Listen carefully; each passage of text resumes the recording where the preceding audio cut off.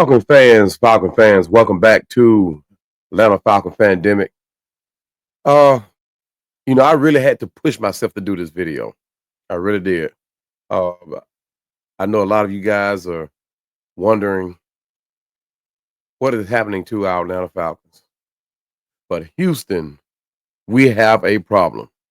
Or should I say Atlanta Falcons fans, we have a problem. Several problems to be exact. It seems like week after week, loss after loss, more and more problems are added to the problems that we already have. But as Falcon fans, we always about promoting the optimism for our team. Uh, we bleed the red and black. We are fans for life. We are Atlanta Falcon diehard fanatics. We are Atlanta Falcons nation, and we ride and die for our team. But it's sad to say, it's going to take a little bit more of our fanfare to turn this season back around to where it seems hopeful. Hopeful. Uh, but I don't know about you guys. I really don't know about you guys, but I'm tired of the excuses.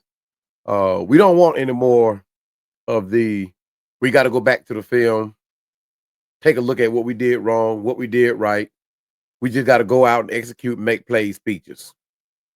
That seems to be the go-to for Raheem Morris in his press conferences. That seems to be the go-to for Kirk Cousins in the press conferences. And I'm like, really, is that the best that you can give your dedicated Falcon fans? I'm really tired of hearing it, to be honest with you. I really am. And we Falcon fans, we showed up this year. We came in, we bought tickets, and in the beginning, home games were like they were supposed to be. We filled the stadium, we were in our seats, we made noise, but it seems like that energy has not been transferred over to our Falcons, our players. And I know it's not easy. It's not easy. Atlanta has been on the short end of expectations, fulfilling expectations here in Atlanta, but it is what it is, right? I mean, every franchise goes through it, and it seems like we've been going through it long enough. Now we have relinquished first place in the division, so we are no longer outrunning the South. We're playing catch up now. Not that we are last in the division or have a losing record, but it feels like a losing record because of how many straight losses that we faced. I mean, 4 straight losses, and it's not the losses per se. And I've been saying this for like the last 2-3 videos that I've done. It's not the losses per se, but how we looked when we did lose. I mean, if the last 4 games of this season are any indication of how the rest of the season is going to go, I mean, guys, I know we don't want to hear it, but why not start Penix? Why not? Why not? In the beginning, I was dead set against it. I thought for some reason, after that Seattle loss, and even more so after the Denver loss, that somehow or another Kirk Cousins and Atlanta Falcons were going to be able to turn this thing around to where we blow through the last part of this season. I mean, I honestly, in my heart, thought that. But before we get into that question and tackle that question of why not Penix, more importantly, what is up with Kirk Cousins? What is his problem? Is he hurt? And what is wrong with the sporadic up and down and lack of offensive output from our Atlanta Falcons? You talking about 0 touchdowns, 0 passing touchdowns. I mean, Kirk at this point seems to be a broken man looking for answers. I mean, every time you see him on the sideline, he has this Justin Fields type attitude where he got his head down, and the only time he'll look up is when he looks up at the jumbotron or the screen, and he realizes the camera is on him, and then his head goes back down again, looking at the pad. Dude, you know what you did. You threw an interception. It sucks. You knew what you did. You don't have to go back and look at the pad when you know you're throwing in the triple coverage. You don't have to go back and look at the pad, looking at replays when you know you ain't put enough on the ball for the receiver to go get it.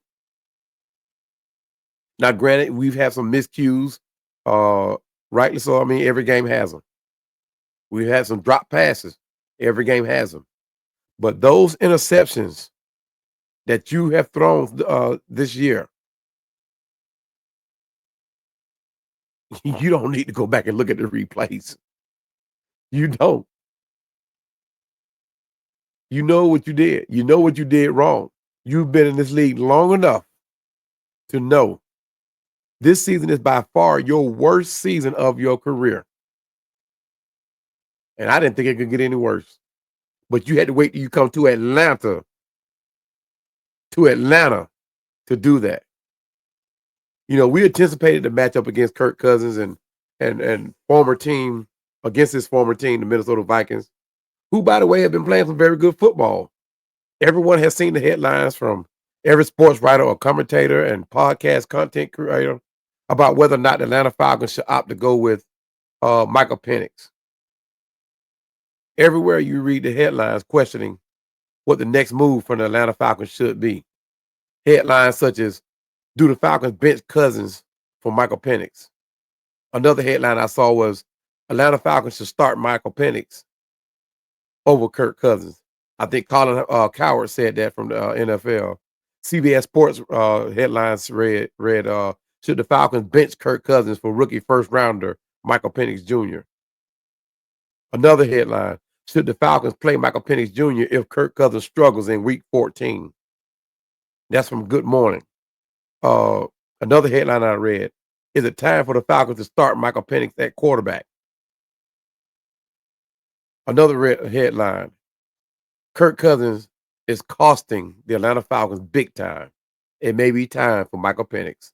And finally, is it Michael Penix Jr. time in Atlanta? But as of right now, we all know Atlanta is not having no discussions of benching Kirk Cousins, despite his quarterback play, his bad quarterback play over the last 4 games.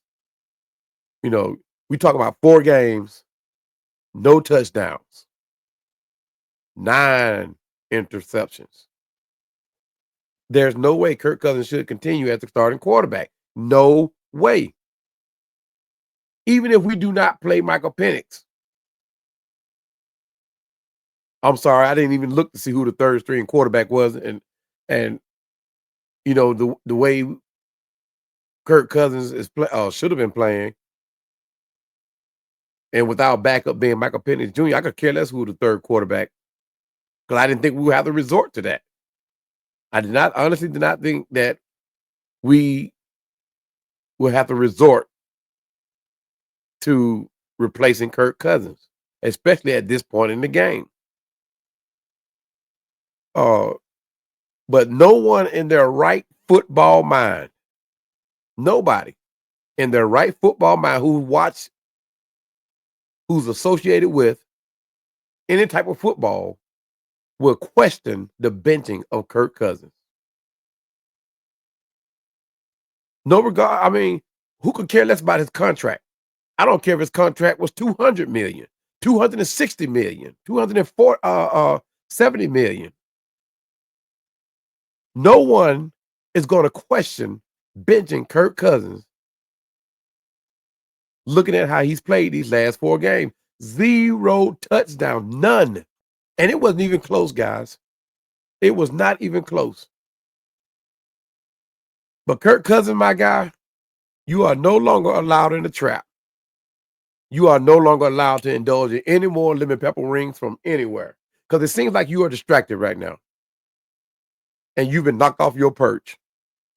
So from now on, you, Zach Robinson, and Kyle Pitts are confined to the film room and the practice field. That's it. As a matter of fact, right now, man, the way I'm feeling, I could care less what you do with Kyle Pitts. That's just the way I'm feeling. I'm in my feelings, but hey, it is what it is. You Atlanta Falcons, Kirk Cousins, and the Falcons, you guys have me this way. You guys have me this way. You guys are the reason why my last 3 videos are content like this. And it's not uplifting, and it's not building up the program. You guys have me feeling this way. But let me say it again. 9 interceptions, zero, zero, zero touchdowns, 4 games. 0 passing touchdowns, 4 games. Guys, if that had been any other quarterback in the world,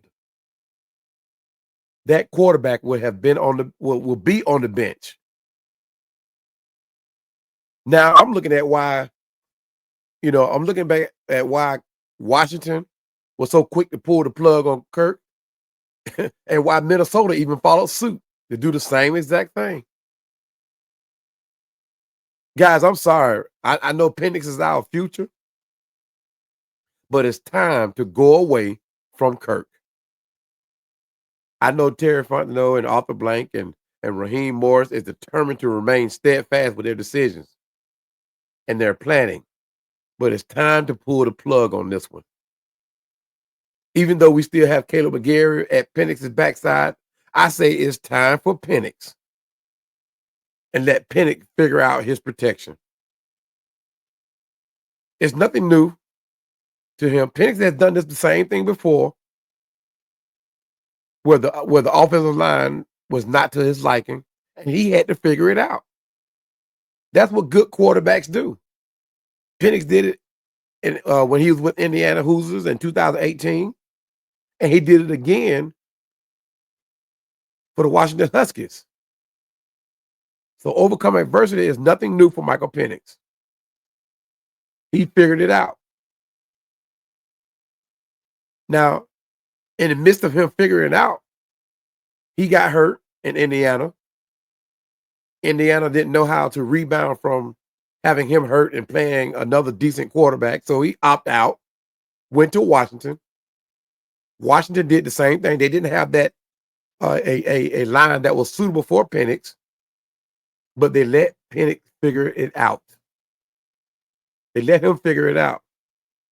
But my question to everyone is, and I want you guys to come in on the in the comments. But my question is, what makes us think Michael Penix is the answer for us? I mean it. I mean, let's keep it real. It's not like the guy has had game day experience like Jaden Daniels in Washington, excuse me, Bo Nix, or even Caleb Williams. Why do we not have the same confidence in Michael Penix as the Commanders has in Jaden Daniels, as Chicago have in Caleb Williams, or even Denver has in Bo Nix? Honestly, at this point, guys, I mean, Michael Penix is just like any other draft pick coming into the NFL. They are all untested and not guaranteed. Not a sure end. I mean, we must be honest with ourselves. I mean, who gives us the best chance at winning going forward through these last 6 games?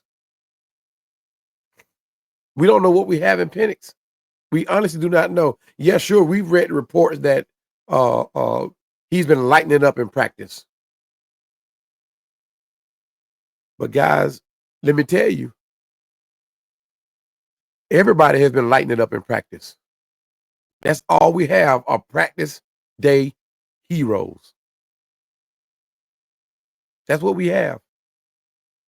And you guys have seen it. You those of you who went to the practices, went to the OTAs, you guys have seen it. Everybody on the defensive line, I mean, balled out. They were meeting at the football. But as the season started, we wondered where those teams or where those players were. We wondered. But to come back to the question, who gives us the best chance at winning going forward through these last 6 games? Cousins is completing just 67.4% of his passes this season for 3,052 yards, 17 touchdowns, 13 interceptions with a quarterback rating of 90.76. The rating is somewhat decent, but not good enough for no $180 million. You remember now, we gave the guy a lot. I mean, compared to other quarterbacks in the market, it's relatively cheap. But for a 34-year-old on an Achilles injury, that's a lot. Like I said, Kirk's contract does not hold water against other quarterbacks in the market. But he was able to finesse this deal, or should I say his agent was able to finesse this deal from the Falcons, provided he brings the wins and peer up Michael Penix Jr., his successor. Now remember now, we drafted him number 8 in the 2024 draft. So how long do you sit a 24-year-old rookie? Why aren't we willing to take that chance with Michael Penix like Washington is with Jaden Daniels? Like Denver did with Bo Nix? Like Chicago did with Caleb Williams? Now, yes, our line is suspect. Yes, our line is suspect. I must agree. And yes, we will be taking a chance at playing Penix with Caleb McGarry at his backside. But guys, Chicago line is not as good as ours. Denver line is not as good as ours.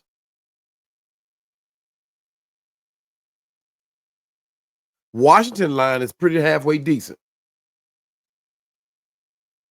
Yet those organizations took the chance and put in their rookie quarterbacks.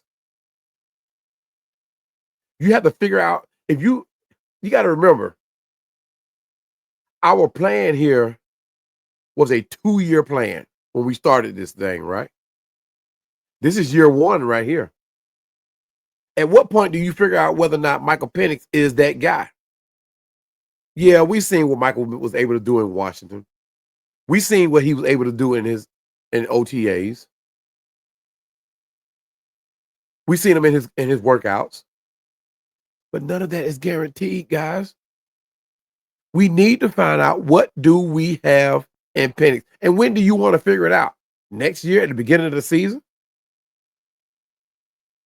Where's this game day experience going to come from?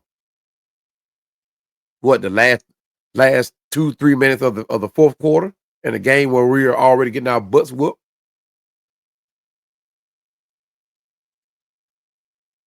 I don't understand why we're not ready to pull the plug on Kirk Cousins.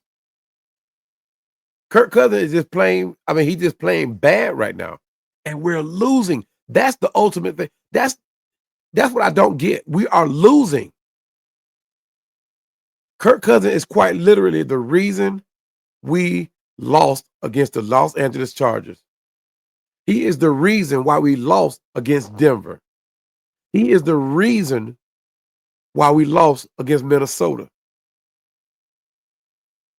He is, like I said earlier, he's playing the worst games of his career.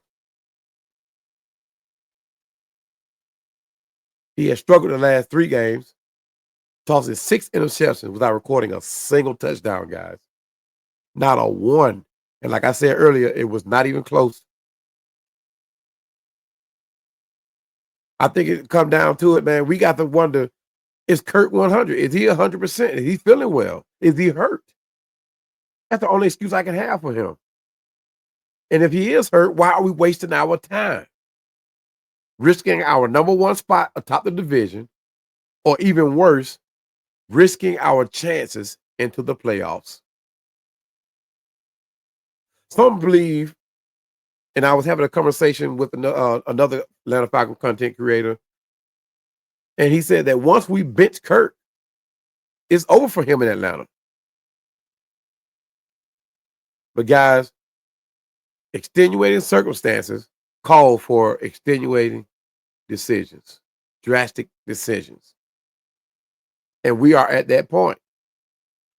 We are past drastic right now. Right now, we do not look like a playoff team at all. Even if we do find our way going into the playoffs, even if we do edge our way into the wild card, the way we're playing right now, this up and down, sporadic production from our offense, we don't know which defense is going to show up. We're talking about a one and done. We're talking about a one and done. All the other teams in the NFC conference, they're playing some good football right now. Their momentum is picking up. I think Philly's fell off a little bit, but their momentum is picking up. I mean, even the Saints' momentum is picking up. Tampa Bay is amped up. I mean, even Carolina, even though they are losing, they are playing these good teams to the whistle, to the last whistle. It's coming down to a field goal to beat Carolina, which is why I'm worried of how we're going to look playing against Carolina. Yeah, we should beat them. I'm still going to say we're going to beat them. But the way we look as of late, I'm worried. I'm worried. I don't know about you guys, but I'm worried. I'm truly worried. Some of you may not remember, but in 2014, even the greatest of all time was benched,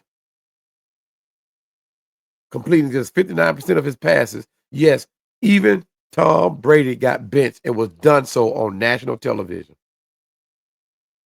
Tom Brady stunk so bad. It wasn't as bad as the way Kirk Cousins is stinking right now. But Tom Brady was playing pretty bad. But here's the kicker. Brady only threw 2 interceptions. One for a pick 6 and a loss and a fumble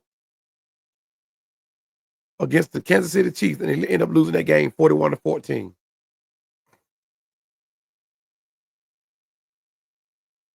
But just like Cousins, everyone was thinking Brady was past his time.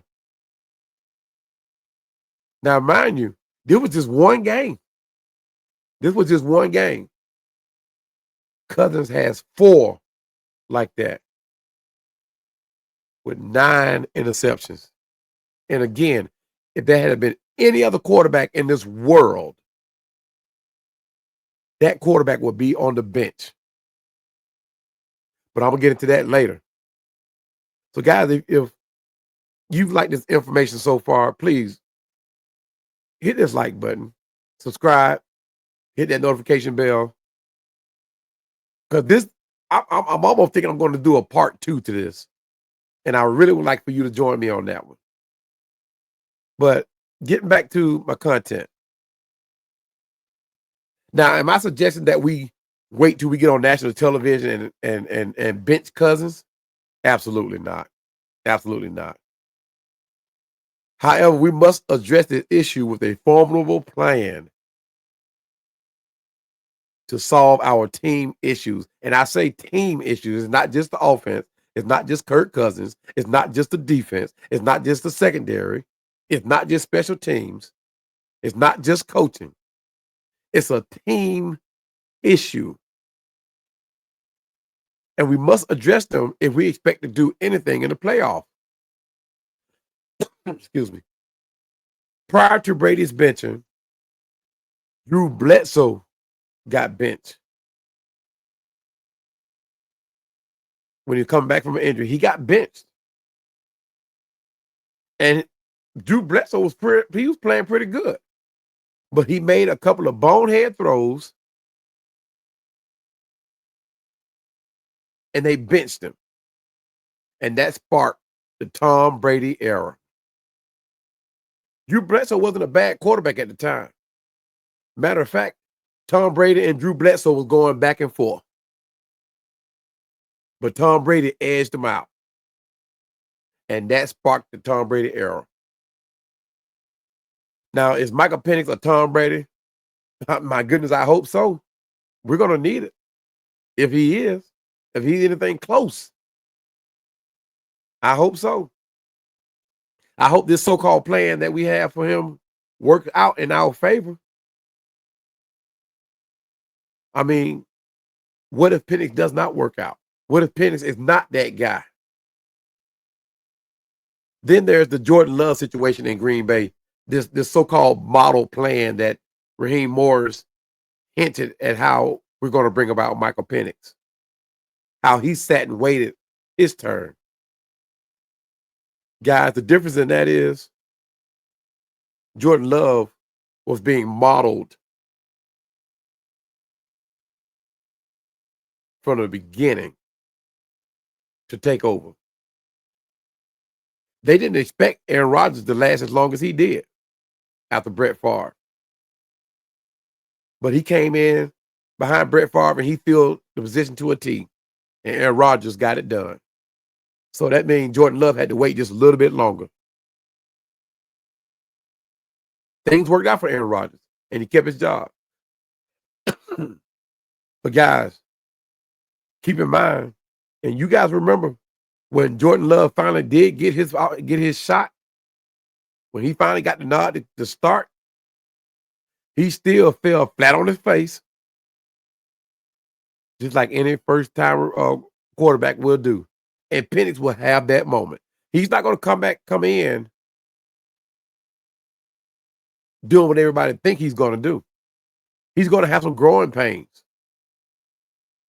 Are we as Falcon fans, are we ready for that? Are we going to call for his head as soon as he start going through those growing pains? Now remember, we had a 2-year plan, 2 to 3 year plan. This year one. And if we wait till next year to bring in Michael Penix, that's going to be year 2. And who's to say all the weapons that we have are going to still be here for Michael Penix? Who's to say they're going to still be here? I already fear we're going to lose Tyler Algier. I already fear that we may even lose Penix. But I'll get into that to another video because that's crazy that I said that. But I'll get into that, and I tell y'all why I think I'm not even gonna touch it. I'll just wait till the video. So starting Penix, I mean, that does not mean he's gonna fall on his face, guys. But at least he'll be placed on a learning curve, gaining game time experience. Jordan Love got that. Jordan Love got that. Even when Aaron Rodgers was here, Jordan Love got a lot of game time, game day experience. And it wasn't when it was 2-3 minutes left on the clock. No. Sometimes you saw Jordan Love playing the whole third and fourth quarter because Aaron Rodgers had put that game that far out of reach for Green Bay. But myself, I would rather be 6-6 with Penix as the quarterback than 6-6 with Cousins. Because we are a much better team with Cousins than our record dictates. There was a promise made to Atlanta that at minimum we will be in the playoffs. A promise that at this present moment it seems like it's in jeopardy. I mean, week after week, that hope, that promise seems to be diminishing. There was a vision and a plan in place, and it seems that right now, Arthur Blank, Terry Fontenot, and Coach Raheem are determined to see it through. On the other hand, why does it seem unethical to go ahead and play Michael Penix? With that question, let's go ahead and start the discussion. So like I said before, with teams like Washington, Jaden Daniels, Chicago with Caleb Williams, Denver with Bo Nix, why does it not make sense for us to play our rookie team? Play our rookie. Our team makeup is better compared to the teams I just named. It's better. They're getting better results, though. Why aren't we producing what we know we can? Because at the beginning of the season, you guys saw when we were 6-3, oh, it seemed like we were about to take off. You saw the offensive production. Now, it wasn't as powerful or impactful as we thought, but we were winning games. That was the bottom line. We were winning games. Whatever the reason it may be, we were winning. Now, granted, the touchdown passes from Kirk Cousins came far and in between, but we were still finding ways to win. Every team down the stretch that we have left on our schedule has some way or another managed to start playing some good football, guys. And I'm really concerned. They just haven't been able to get over that hump. And just like any struggling team, we, the Atlanta Falcons, are just the team that those teams are waiting for because of our up and down play, our inconsistency, our sporadic output to come in and pull off a win for them. Now, reports have said that Penix has been lighting it up in practice. I've said this before. So a switch would be justified if they felt like making the move. But the remaining games against the Raiders, Giants, Commanders, and Panthers will be, in my opinion, the best opportunity to start Penix.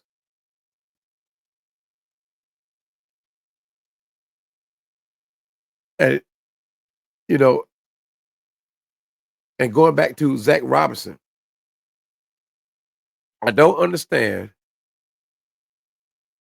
how you can take an offense like what we have.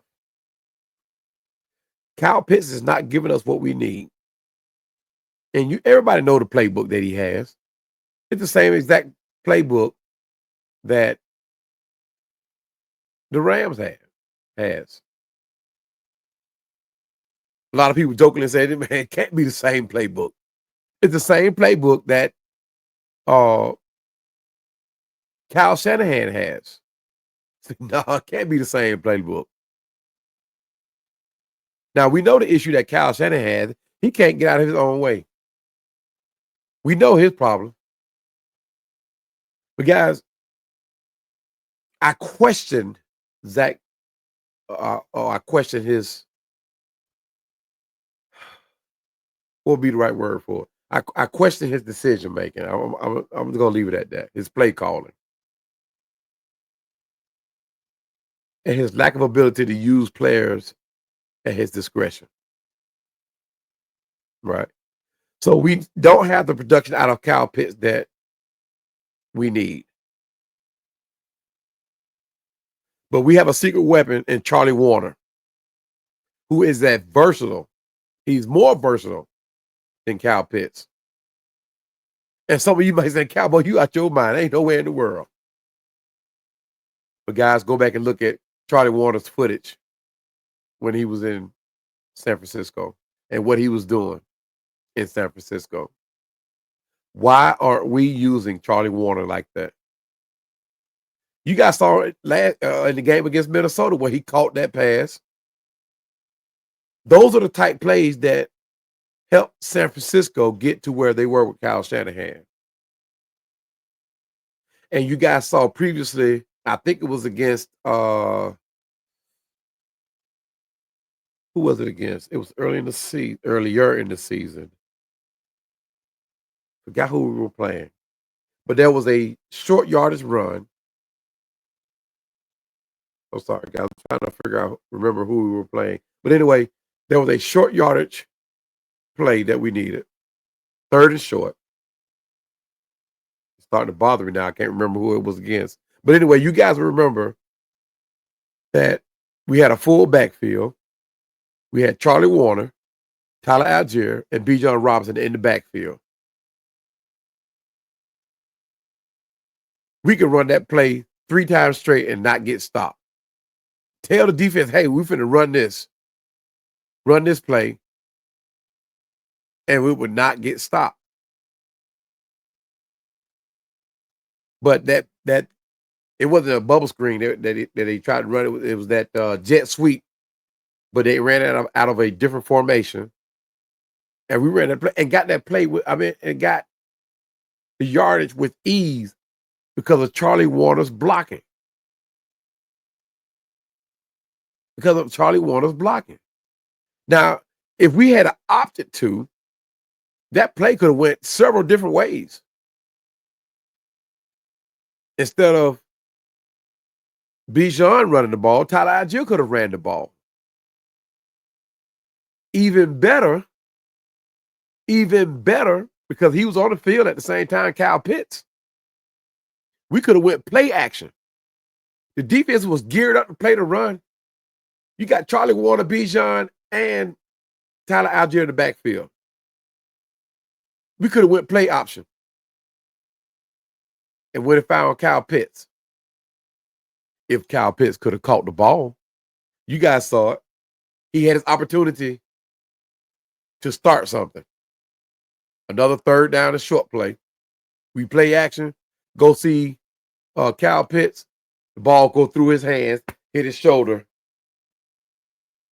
And on another play, he just gave up. He just stopped running. He just stopped running. Ball goes over his head. Now, on that third throw, that was on Kirk Cousins. He sailed it. That was on Kirk Cousins. But there's no sense of urgency in Kyle Pitts, and you guys know how I feel about Cal. We need to be done with him. I don't care what kind of money he's making, what kind of vision we have with him. We need to be one and done with him. Done. Charlie Warner is more than capable of giving us what we want out of Kyle Pitts. And to top it off, and Charlie Warner is not a fast tight end, but he gets open. Is what we want, and that's what we want out of Kyle Pitts. We want you to get open. We want you to use your size, use your speed, create a mismatch with the linebacker or whoever they stick out there on you. Create that mismatch and get open. That's all we want Kyle Pitts to do. At this point, I don't even care. I don't even want Kyle Pitts even trying to throw a block. But I want him to get open and create another weapon for Kirk Cousins. And to me, Charlie Warner fills that void. And he can block. The front seven, guys, these guys for the second game in a row have stepped up. They stepped up and made their presence known. And people questioned whether or not the defense was going to be able to come back and do a repeat performance. And they did. But this time, unlike the first time, the secondary let us down. I don't understand it. Caden Ellis, Grady Jarrett played lights out. My hats off to them. They played lights out. In my opinion, Grady Jarrett retires a Falcon, y'all. He retires a Falcon. You talk a man that came back from an ACL injury, and at his age, and he's not an old guy, but at his age, he's still outplaying everybody on that defense. And I do mean everybody. It seems to me Kyle Pitts is the only, Grady Jarrett is the only one that has that meet me at the ball mentality going. Now, I don't know what has got on the Ebiketie, but he somehow stepped up. And you guys were calling for his head a couple of games ago, saying how he needs, saying how, no, you guys were calling for his head at the trade deadline, saying we need to trade him. But this is a young guy, man. We saw what he was able to do before Grady Jarrett got hurt. And here he is getting another opportunity, and they bring in a rookie defensive play caller. Now, as of late, I would like to say that it's Jimmy Lake calling the shots. Maybe it is. Maybe it is. He's not. I don't know. I think Jerry Gray has his hand in on it. And I hope he does. These coaches really need to put their head together and stop worrying about who's going to step on whose toes and come in and try to seal our fate going into the playoffs. Win these last few games. They have to do it. They have to do it. Now that I said all of this, now that I have said all of this, I'm going to put a twist on it. I do believe that Coach Raheem Morris is handcuffed. So you may say, Cowboy, what do you mean by that? He's handcuffed. Guys, if you remember when Raheem Morris was here before he left, all that man wanted to do was win. He didn't care how he got done, how ugly it was. All he wanted to do was win by any means necessary. I do not see Coach Raheem Morris making a decision to keep Kirk Cousins as the quarterback with the way he's been playing. I do not see it. You guys may not believe me on this. You can look it up for yourself. I should have put it up the stats, but man, guys, look. Believe it or not, Desmond Ridder has a better record at this point, stat-wise, not record-wise, stat-wise, than Kirk Cousins. And you guys were ready to throw Desmond Ridder in a pit, but you want to keep Kirk Cousins here because you don't want to play Michael Penix. Guys, let Michael Penix play. Let that man play. If he's our future, find out what we got as a future. Find out go get it. If he's been lighting it up like that in practice, like you say you are, like you guys have said he is, like the reports have said he is, like Coach Raheem Morris said he is, then let him show it on the field. The blocking scheme, he will figure it out. He will get his offensive line. And you know what? And I hate to use Dallas as an example. And I'm going to say Dallas benched Dak Prescott. I'm going to say that. I do not believe Dak Prescott is hurt. But you guys see the mentality in Dallas after Dak Prescott got benched. Or should I say, hurt. CeeDee Lamb is catching balls. Well, it seemed like he couldn't catch nothing from Dak Prescott. And you see it even more so in Michael Parsons. While Dak Prescott was the quarterback, Michael Parsons couldn't buy a sack. He couldn't even stay on the field. He got hurt so much. But he couldn't buy a sack. You couldn't get him to make a tackle. But the very next game, after Dak Prescott got benched, Michael Parsons became the Michael Parsons of old. Guys, I'm not going to say Kirk Cousins is a mole, but there's a possibility Kirk Cousins has lost this team, especially after the comment he made in his press conference. Especially after that comment. Kirk Cousins threw his team under the bus. And I'm going to go back and look at his other press conferences. I'm not going to say, I wouldn't be surprised if it was not his first time. I probably missed it. But on this last press conference, after that loss against Minnesota, Kirk Cousins threw his team under the bus. Kirk Cousins said, I was optimistic. I'm not going to paraphrase it because I don't have it pulled up. But the gist of what he said is, I was optimistic that we could still win when the game was tied up 21-21. And I looked up again, and the score was 35-21 or 35-21, something he said like that. In other words, it's not his fault that we lost this game, but the defense. Defense let him down. Because he was pretty sure when the score was 21-21 that we could still win. Now, we ain't not going to go talk about the interception that he threw while he throwing his team under the bus. But guys, when you have a quarterback making a statement like that, you can lose more than one player. I would not be a bit surprised if that offensive line just gives up on Kirk Cousins. I would not be a bit surprised. You remember when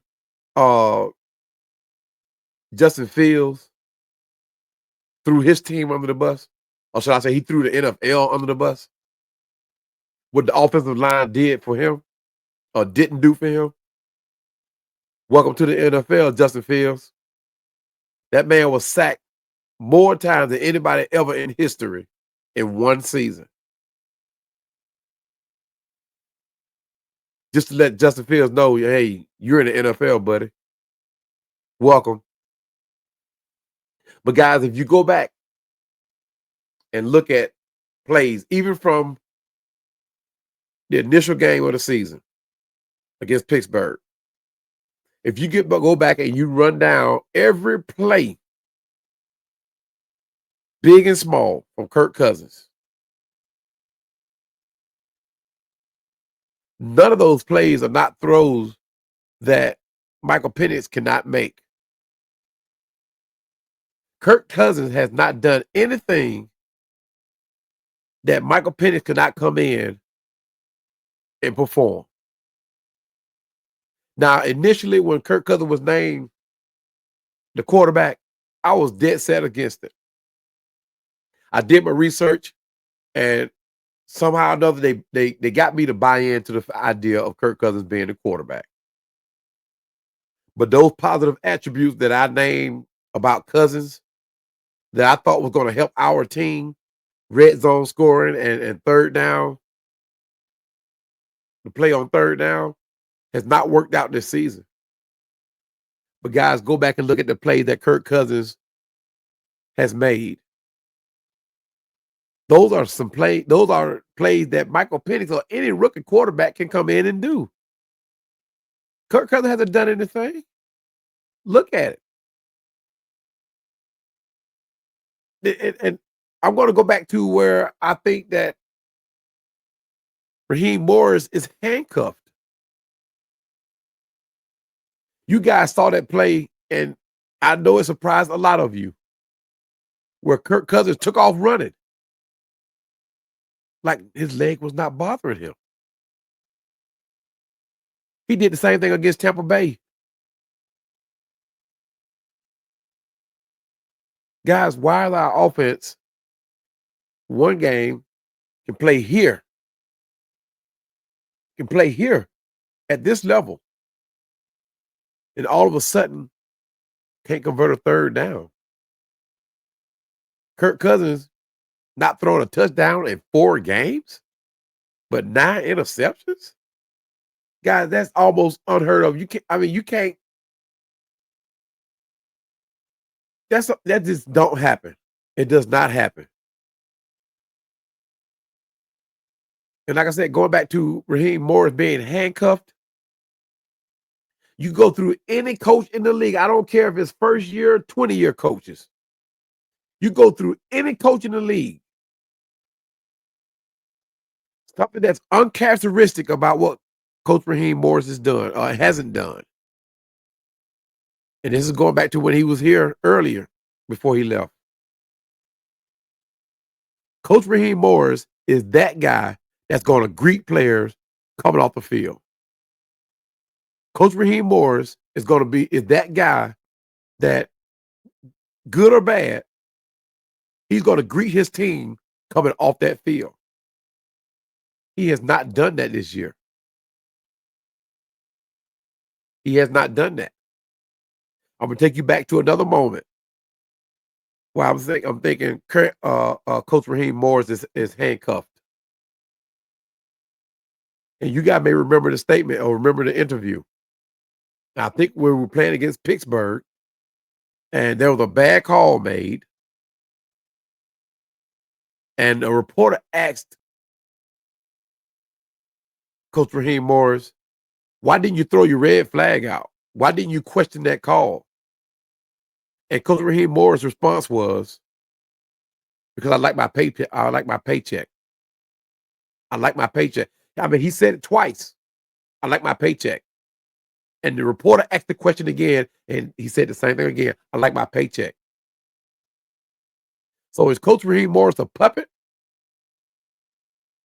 Is he really handcuffed? I like my paycheck, which means somebody higher up is telling him, hey, stay in your lane. Don't you do that. I'm telling y'all, if you go back and watch Coach Raheem Morris coach when he left here and the way he coaching now,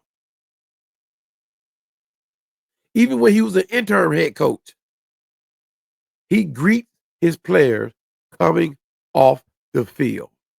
Offense or defense, he greets players. Players gravitate towards Coach Raheem Morris. Now, when players come off the field, they head straight to the bench. Coach Raheem Morris is not engaging like he used to. I don't. I mean, I'm trying to get you guys to understand how Coach Raheem Morris is coaching now as opposed to back then.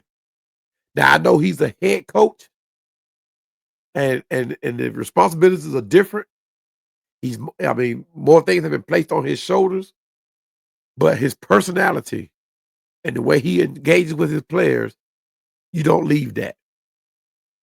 You don't leave that. Players won't let you leave that, especially when they're on board with you being their head coach. But guys, I really don't know. I mean, I'm trying to make sense of this season. So I'm coming up with every possible scenario as the reason why our team is playing the way that it is. I mean, I've heard all the reports.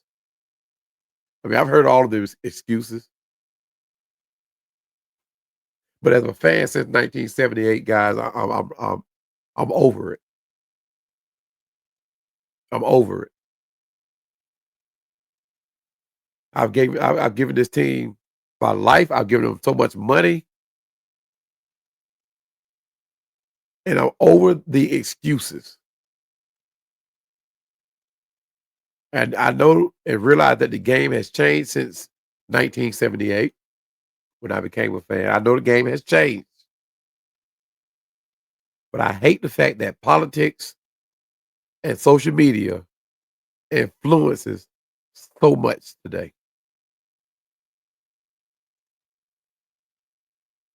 So much where it interferes with a multi-billion-dollar business like the NFL, where it can be orchestrated to turn out the way certain people want it to turn out. But you cannot tell me that this Falcon team right here today, the same team that went to Philadelphia and played in arguably the most hostile environment and pulled out that win, is the same team that went to Minnesota and we couldn't get a touchdown thrown. You would have thought that Kirk Cousins coming on the field getting booed like the way he did. Oh, he would have been ready to throw 3, 4, 5 touchdowns. But you let somebody like Sam Darnold throw 5 touchdowns? and it's not taking nothing from damn Sam Darnold. I mean, from Sam Darnold. Trust me, guys. I know all about this any given Sunday type thing, but Sam Darnold is not that type of quarterback unless you giving it to him. He is not,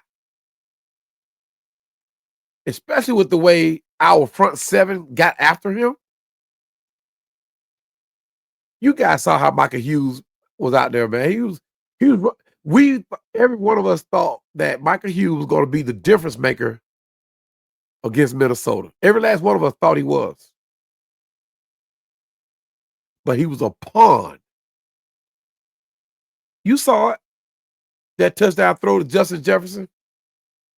Michael Hughes was nowhere around him. You turn around, excuse me, you've been beat. All quarterbacks get beat at some point. I get that. But you turn and you see that man running, the direction that he's running, you playing catch up. You turn your head, look, see where the ball is at. You turn, you look at that receiver, see where he's at. And then for some reason or another, when you turn your head around the second time, you turn your head around this way, you go this way, leaving that man going that way. Now, and then you turn around and fall on the ground with it. Like, I don't know. Now, you can't tell me that was orchestrated, guys. I'm not going to go out there on a limb and say that the league is fixed and uh and go on that notion. But we couldn't even do that right. Even if the league is fixed, we could have made it look more simpler than on that play. That one play. And it just didn't happen one time, it happened twice. I'm just over this, guys. And like I said, I'm coming up with every reason in the world as to why our season is going the way it is. And I'm really concerned going down the stretch. I'm really concerned going down the stretch. I really am. Washington is playing good ball. Carolina is starting to play good ball. Even though they're losing, they're starting to play good ball. We've already lost to Minnesota. We got New York Giants, who somewhat have found a quarterback that can make plays. A mobile. He's not going to run off on those 15-yard runners, but he can move with his legs. I'm really concerned, guys. I really am. And then you got Tampa Bay, who's already leading the division, got arguably the easiest schedule alive, easier than ours. Who could run away with this thing?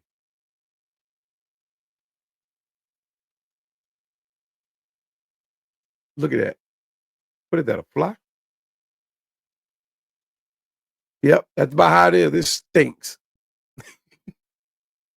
Thanks, fly. But yeah, I don't get it. I get it. I don't know what Raheem Morris how he's feeling about this thing. And he, as a person who wants to win, likes to win, has gotten used to winning, you have to want more. But our rookies have to come in. Our rookies have to come in. We got Chris Blair still over there. We got Casey Washington, who hopefully is coming back. He has a concussion. But our offense is an easy fix. It's an easy fix. We got the Raiders this Monday night. Next game against the Raiders. With Desmond Ridder as the quarterback and two tight ends that's taking names.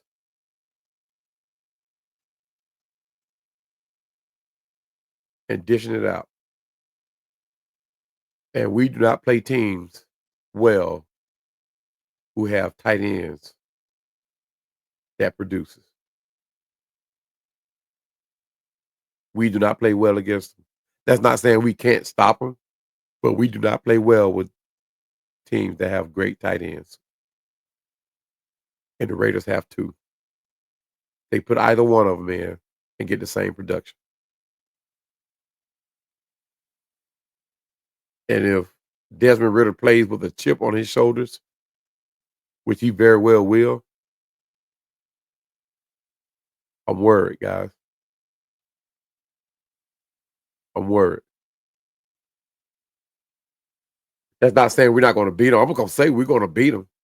It's the Raiders with Desmond Ritter as the quarterback. Nobody in their right mind are going to say the Raiders are going to beat us. But with the way we look the last 4 games, I'm concerned.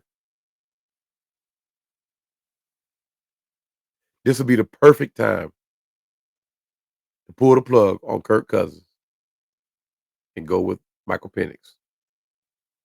At the very least, we will see what our future holds. At the very least, barring whether we win or lose and how the rest of the season looks, we will see, do we put all our chips in on Michael Penix? I'm glad that we have that much faith in him to be our future. But if we are going to base our future on Michael Penix, we have to see what he has.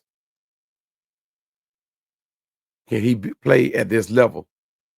I mean, as of right now, we have not seen that except in practice, OTAs. We need to see it going down the stretch. And I know a lot of people are worried about whether or not Michael Penix get hurt. Guys, I'm not even going to say it. I'm not even going to say it. But any player can get hurt at any given moment, at any given time in the season. Ask J.J. McCarthy. Ask J.J. McCarthy. That's all I'm going to say about that one. We need to see what Michael Penix has, and the time is now. So we need to get off this thing about risk of getting hurt. It's a risk of getting hurt in practice. It's a risk getting hurt, getting out of bed in the morning.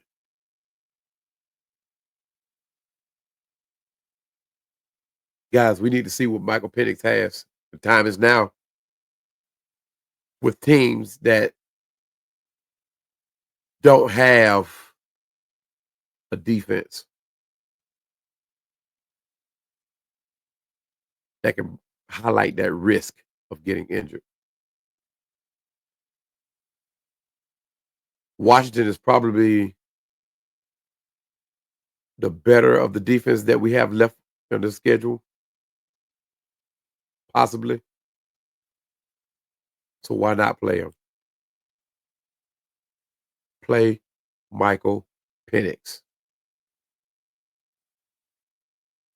Like I said, at the very least, we will see what our future holds. We will see, do we go all in with our chips on Michael Penix? Guys, like I said before, I appreciate y'all joining me at Atlanta Falcons Pandemic. Please like this video, share the thoughts in this video. Jump in that comment section. I'm ready to have this discussion, guys. Hit me up. I'm ready to talk. Hit that notification bell for my next one. Once again, I appreciate you guys watching me. Join me on Instagram as well at the Atlanta Falcon Pandemic. Join me on Twitter at AF_Pandemic. And I appreciate you guys as always. And as always, rise.